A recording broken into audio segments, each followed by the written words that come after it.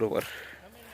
आज फिर से बाम्बू फार्म के अंदर में, और कई मित्र कहते थे स्ट्रेस फ्लावरिंग क्या होता है और ये कैसा दिखता है, तो आज उसके आंसर के स्वरूप में ये है स्ट्रेस फ्लावरिंग। और नज़दीक से देखना चाहते हैं तो लाइए दिखाता हूँ आपको।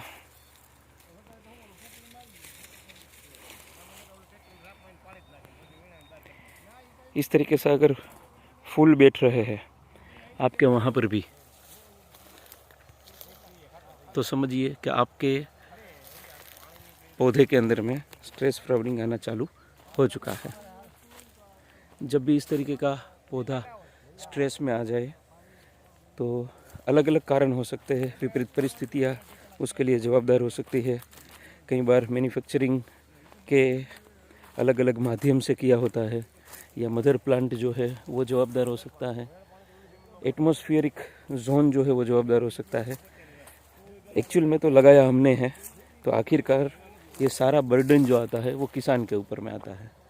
तो एज अ फार्मर हम ये गाइड करते हैं कि कहाँ से आया और क्यों आया, उस पर ना नज़र रखते हुए हम इस प्लांट को नीचे से ही काट दे और उसके ऊपर मिट्टी लगा दे और ये समझ ले कि ये प्लांट है ही नहीं। दूसरी बार इस प्लांट को ग्रोथ करने का हम प्रयत्न ना करें और एयर पोलिनेशन को हो सके उतना कम कर दे।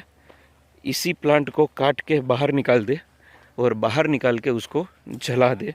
जलाना बहुत ज़रूरी है, बाहर निकाल कर या तो डिस्ट्रॉय कर दे उसको, ताकि दूसरी बार उसी का कण दूसरे प्लांट में ना जाए और उसको ख़राब करना शुरू ना करे।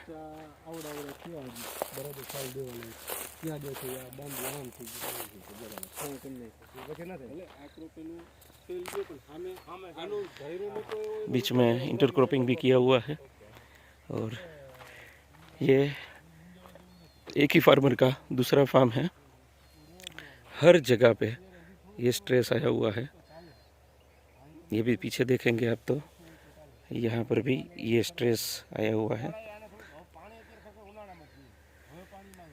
गर्मियों के अंदर में पानी की कमी और नाइट्रोजन की कमी, ये दो चीज़ इसको ना होने दे तो कम से कम हम उतना ख्याल रख पाए तो भी अपने लिए सबसे बढ़िया है। सुरक्षित तौर पे हम टिश्यू कल्चर को बचा पाएंगे।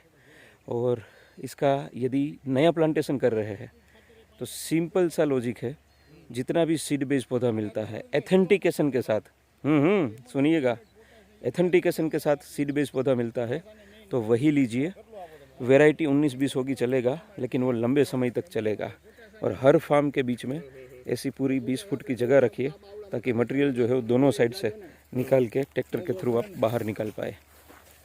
हर एक फार्म के अंदर में बड़ी स्पेस कंपल्सरली ज़रूरी है ताकि आप उसको निकाल दें। और जो भी आपका फार्म है उसके आउटर साइड में 15 फीट की जगह छोड़ के ही आप रखो तो ट्रैक्टर आने जाने का रास्ता जो है वो बना रहे, दूसरे के यहाँ जाने की अपने को ज़रूरत ना रहे।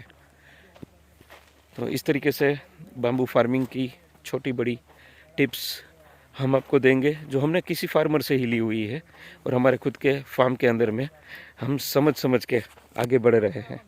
आप भी हमारे साथ में चैनल को सब्सक्राइब कर सकते हैं और हमारे रोज़ के नए अनुभव को साथ में साझा कर सकते हैं। Thank you very much. यदि आपने भी कहीं ना कहीं बाम्बू फार्मिंग की हुई है तो आप भी अपना वीडियो भेजिए, साथ में गांव का नाम, डिस्ट्रिक्ट का नाम, कितने बीघे के अंदर में अपने बाम्बू लगाया हुआ है, कौन सी वैरायटी लगी हुई है, कितना टाइम हुआ है। जैसे इस फार्म का 18 महीने हुआ है, उस हिसाब से हम आपका वीडियो भी हमारे सर्कल में डाल सके और बायर्स जो है, जब आपका चौथा साल कंप्लीट हो जाए तो बायर्स ढूंढने ना जाना पड़े, बायर्स हमें ढूंढते हुए फार्म पे आ सके। Thank you very much. फिर से मिलेंगे नए फार्म में।